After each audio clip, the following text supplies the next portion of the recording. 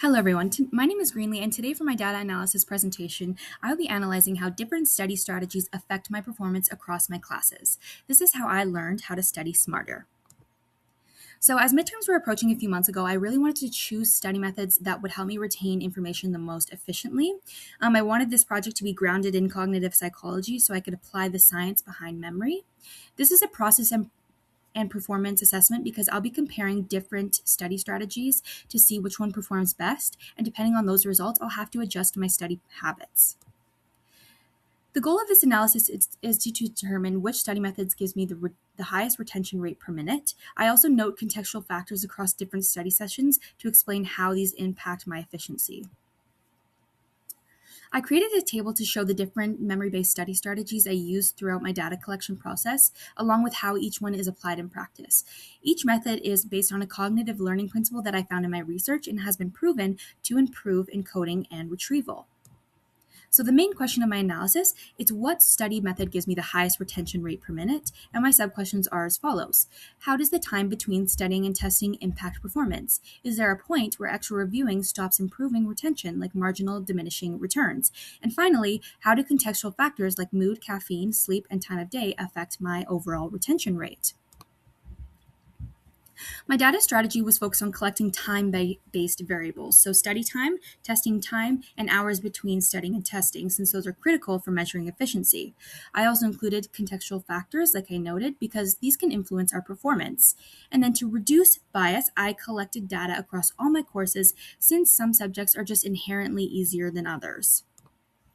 As far as my analysis strategy, my descriptive analysis looked at measuring retention rate per minute and comparing performance across different study methods. And then the diagnostic builds on that, explaining why those patterns occurred. So understanding the differences in performance, analyzing how the time between studying and testing impacts retention, and assessing how contextual factors influence my results.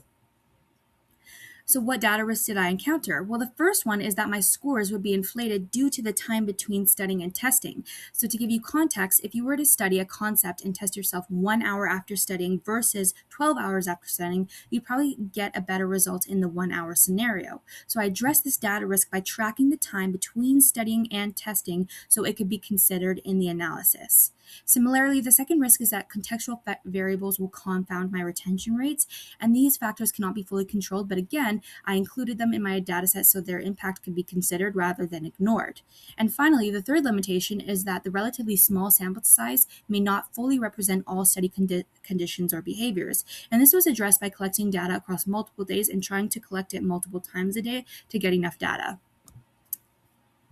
Here's a sample of the data I collected, including my course, the study method, and the delivery type. And in the middle columns, you can see the time measures that I used and the contextual factors. And then the final column is retention rate per minute. And then I used a calculation by dividing this total score by the total sum of time spent studying and testing. And just to indicate, a higher retention rate per minute is better. To include mood in the analysis, I needed it to be measurable, so I created a rating scale with observable behaviors for each level. And then to keep the testing process unbiased, I used Quizlet to generate quizzes that were consistent in size and format each time. And then I used their AI model to ensure that I couldn't see the answers beforehand, helping maintain objectivity in the results. So for my revision process, I really had to restructure and clean a lot of my data to make data easier to analyze. So for example, I had to group time of day into categories like morning, afternoon, night, which made it a lot easier to identify patterns and visualize my results. I also had to add hours between studying and testing as a control variable to account for recency bias and address one of my biggest data risks. Looking back, one thing that stood out to me is that contextual factors can be really messy to record. There are so many ways to record them. So I had to adjust my visualizations and then go back to the data, reformat it to make my data analyzable. One strength is that I consistently recorded data right after each session. I was pretty on top of it, which helped reduce the risk of missing or incomplete information. However, some variables were harder to capture. So mood, for example, was quite subjective. Even though I made a scale, it really depended on how I interpreted in that moment. The biggest data limitation was a lack of control over timing. So the gap between studying and testing really varied, which impacted retention rate and made it difficult to isolate the true effectiveness of each method.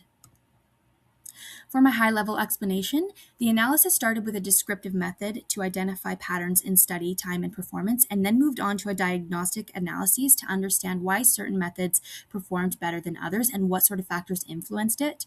Some key lessons learned is that analysis really needs to go beyond the surface level metrics, so simply looking at my test scores wasn't enough. I had to incorporate efficiency and contextual variables to provide a much clearer understanding of my performance. So let's get into our graphs. For my first analysis, I compared retention rate per minute across study method because this was the key measure of efficiency in my analysis. So we can see that interleaving stands out immediately as the highest retention rate per minute, meaning switching between topics leads to stronger understanding in less time.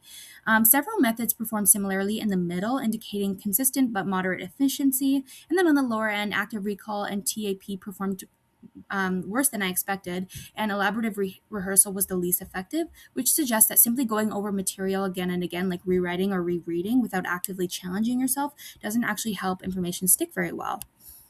Our next visualization here was created to address one of my key data risks, whether the original results were being skewed by how recently I was studying before testing.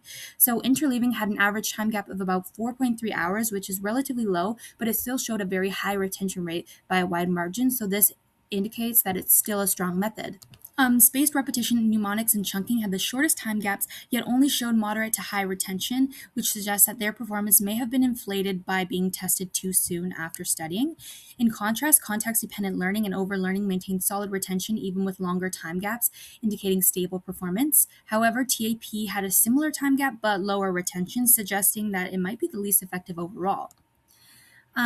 So then I made some pivot tables here. In the left table, I ranked study methods from best to worst based on the first graph we saw. But to account for my recency bias shown in the previous graph, I adjusted the results by multiplying retention rates by the time between studying and testing, which is in the right pivot table. And this sort of penalizes the method that were tested very soon after studying.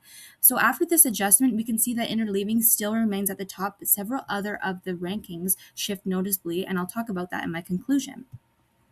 Some more graphs here. This graph shows the relationship between study time and test scores to answer my second sub-question. So there's not really a strong relationship in this graph between the two variables, which suggests that spending more time studying doesn't necessarily lead to a better performance. Then some contextual factors to note here. Caffeine intake is highest my retention rate is highest between 120 and 80 milligrams of caffeine. And then it sort of goes downhill after that. Looking at time of day, retention rate is highest at night, which also surprised me, but I do tend to get the late night productivity zoomies. And then my second best performance was in the morning and lowest in the afternoon. So here's my mood scale. We can see that as mood increases, retention rate also increases significantly. And there seems to be like a diminishing returns around a mood level of 3. So this shows that mood has a strong and consistent relationship with my overall performance. So what were my conclusions and findings? Well, overall, interleaving was the most effective study method, likely because switching between topics forces the brain to actively retrieve and differentiate information, which strengthens memory pathways. Overlearning also performed quite well because continued practice beyond initial mastery really helps us lock in the information into memory, but there's quite a fine line between doing enough and doing too much. Context-dependent memory ranked highly because studying in similar conditions really helps us to provide retrieval cues that make recall easier.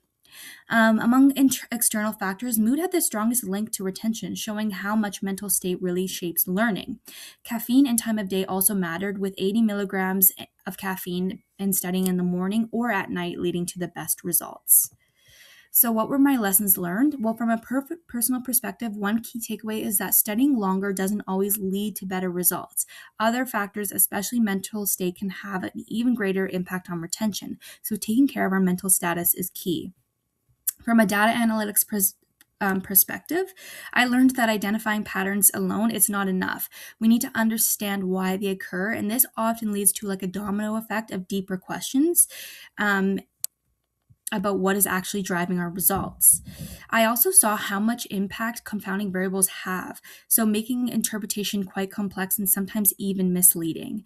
Confounding variables can take your data analysis process in all sorts of directions, and you may end up answering different questions than you initially intended to answer.